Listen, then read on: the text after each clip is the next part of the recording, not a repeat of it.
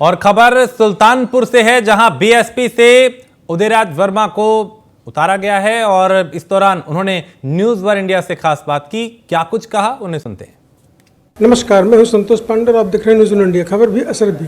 जब हम बात करते हैं बसपा के प्रत्याशी से, जिन्होंने काफ़ी लंबे इंतजार के बाद ये सीट पर अपनी टिकट की दावेदारी हासिल की है, उसी को लेकर के आज हम इनसे चर्चा करेंगे, जानेंगे किस तरह का संघर्ष इनका रहा, किस तरह से इन्होंने टिकट को हासिल किया है।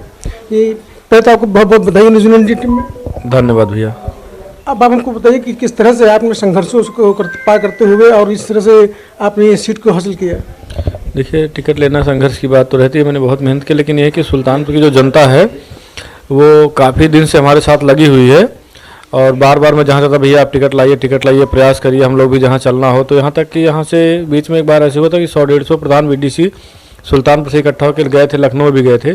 तो लखनऊ गए थे तो उन लोगों ने कार्यालय पे एक मैसेज दिया कि भाई जो है, जब इनका टिकट कटा हम लोग बहुत तकलीफ में, अगर दोबारा मौका मिल जाता है तो हम सब लोग साथ रहेंगे। तो उसमें सारे समाज के लोग थे और सारे जागरूक लोग थे। तो ऐसे धीरे धीरे संघर्ष चलता रहा, काफ़ी दिन से चलता रहा और लोगों के ही अनुरोध पे फिर पार्टी में खबर गई और बहन जी ने फिर मुझसे जब टिकट करा तो बहन जी ने कहा भी था कि कहीं ना कहीं मौका दिया जाएगा, क्योंकि उस समय तैयारी मेरी अच्छी थी, उस समय टिकट कट गया लम्हुआ से।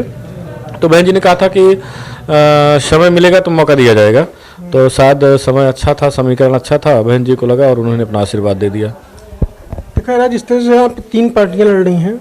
मेनका जी भाजपा से लड़ रही हैं और आप बसपा से लड़ रहे हैं और सपा अलायंस से अभी एक भीम निषाद जी थे, उनको हटा दिया गया है और किसी और को दे दिया गया है।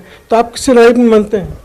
देखिए, लड़ाई तो जो भी रहेगी मुझे लगता है कि बीजेपी से ही रहेगी, क्योंकि जहाँ तक मुझे लग रहा है जैसे आप देखेंगे तो जो सपा है यहाँ पे कभी सेकंड स्थान पे भी नहीं आई है। तो और ऐसी स्थिति में कि बार बार टिकट बदलना, बार बार काटना, और जो लोगों में मतलब जो लोगों का माहौल है जो हमें दिख रहा है और शायद आप लोगों को भी दिख रहा होगा कि मतलब माहौल नहीं बन पा रहा है, सपा का कोई माहौल बन नहीं पा रहा।